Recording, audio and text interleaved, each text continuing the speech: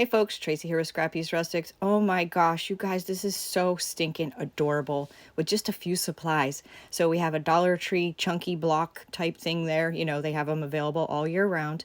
We're using DIY Dark and Decrepit, some Mod Podge, doesn't matter what kind of Mod Podge, some stars from the Dollar Tree from this year. This little 6x6 scrap paper book was from Hobby Lobby this year as well. I'm just showing you the variety of pages in there in case you're interested in it. I think it's called Old Vintage. I don't know. I'm going to show you the cover here in a minute again. They have them 50% off. I got two. There were two different name brands, and one was 50% off that day and not the other one. Old World Winter. They have a bunch of selections there at Hobby Lobby. So we're going to use that one there. It's like a music sheet that's kind of aged up. Here's some just sticks, just sticks, wood things, and some Spanish moss. I've had this stuff forever, y'all. I love it, but I hate it. You know, it's Spanish moss is a love-hate relationship because it's so awesome, yet it gets everywhere. And just some little pickberries. Ah, how do you like that little duration? How cute was that?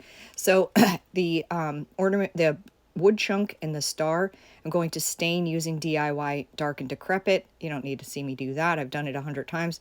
You know. And then I'm going to put two generous coats of the Mod Podge. I think that's dishwasher safe stuff. Doesn't matter. The thicker the better when you're using the iron method with a thicker paper or fabric. You don't want to waste your good stuff. So two thick layers of that and let it dry in between. I stained the whole thing because I wanted, you know, a finished ornament, finished project. And then I just took my little iron and ironed it right on. That is parchment paper that's over the top of it. Just helps protect the, the paper itself. So I just cut off the excess, and y'all, this comes out so stinking cute. I kind of want to make one on a bigger scale. So I find with thicker paper, if you kind of crease it around where you need to sand, it sometimes helps you. This stuff makes a mess. The thicker it is, the messier it is. So I've got my parchment paper down there to collect all the dust from it. And I just make my way around. You just want to sand in a downward motion to just get a nice clean cut. Oh, look at that duration. Fancy, huh? So I had to put a hole back in so we could put a hanger in. So that's just some kind of, I don't even know where I got that tool, but a wood skewer works actually better because it flattens out the sides. Now I cut those wood sticks down with my heavy duty clippers there because it was kind of tough. I wasn't sure if I, excuse me, excuse me, if I should build my tree first or put my tree stump in. I decided to put my tree stump down and take a chance, and it ended up working out in my favor. Actually, it was better. I guess you could have shoved it under there. It could work totally either way. You can use a stick. If you don't have any sticks or anything like that, you can just cut a piece of fabric or a piece of burlap and just make it, you know, like a rectangle shape. You can really use just about anything you can think of. You could even paint your little stump on there if you had to, or if that's what you chose to do. So I just took out a chunk of Spanish moss. Oh, I don't know why I can't say. I want to say Spanish moss. Spanish moss, and I'm just trying to shape it into a tree shape. This is just something you got to kind of just smush and shape, trim, smush, shape, trim. At first it looks like a hot mess, but it will make its way together. If you can kind of get your shape and size, you're good, and then you can just fill in any holes.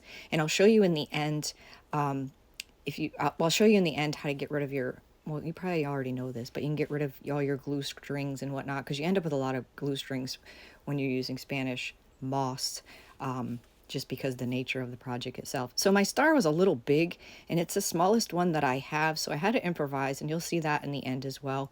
Of course, I ran out of glue, so I ended up putting the glue on the back of my moss opposed to my surface. You could do it either way. Right now it looks a little crazy, but we kind of got the shape that we want in a sense. So now it's just a matter of, like I said, smushing, trimming, adding more in any holes, or, you know, sometimes it's the moss itself is thicker in some areas, so you might have to trim some off the top along with the sides. So just, you know, you're giving it a haircut. You're going to make a mess, just know that, so be prepared for that. But I just cannot believe how adorable this comes out. Like I said, I want to make one on a bigger scale, and I might. It'd be really cute with some, you know, red berries or whatever your color scheme is. You could use beads. There's so many things you could embellish this with. You could even leave it as is. You could put little fairy lights in here that really light up. Again, make it any size you want, use any backgrounds you want. match it for your theme this year. Just, it's really endless how you would take this. And it's a very easy, inexpensive project. And I feel like this bag of Spanish moss lasts you a lifetime. I've had that thing forever. Like, the price tag is like even wonky. It says $4.99, so you know that was a long time ago. So I'm just, again, squishing, trimming, adding, and look, now all of a sudden it looks like a tree. So I had to put my star on top of the hole and the hanger just because of the size of it. It's the only place it looked right. So I'm putting my hanger on now. That's just a green jute, as you can see. And I don't know if this was the best idea, but it was the only idea I could come up with. I could have made a hanger that just hung off the back and covered the hole altogether. That would have been an okay thing to do, but this ended up working. So I'm taking little pickberries there, and just cutting them off at the end because I don't want it to stick up too far. So I'm just sticking the end of the pickberry in my glue apparatus there instead of trying to, you know how that goes. You end up with too much glue, and so this worked out perfectly. So I'm just snipping them off. If you snip it too high, just take it back out, and because you know all the pickberries aren't the same size. Look how cute that's looking already. I love this project, y'all. It's so cute. So I just keep adding them in here and there, no rhyme, no reason. And then the star, I end up gluing the star to the jute itself. Seems to be hanging all okay. So I just put one strip of glue right down the back and glued it to the jute itself. So it's on the tree, the surface, and the jute, because it just looked weird. It's just a little bit big, but it looked weird on top of the tree. But there I think it looks cute. So, and I did stain that with Dark and Decrepit as well.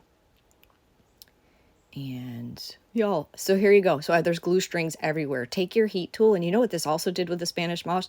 It kind of melted the Spanish moss a little, like it did the glue string. So look how cute that is. If you guys are not subscribed, I'd love for you to smash that subscription button.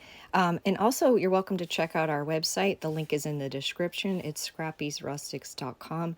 We have a bunch of amazing items there that you can't buy in your typical Hobby Lobby, Walmart craft stores. Decoupage papers, IOD, rusty things, just all kinds of awesome things. So I hope you enjoyed this video. I hope it inspired you. And thank you so much for watching. I'll see you in the next video.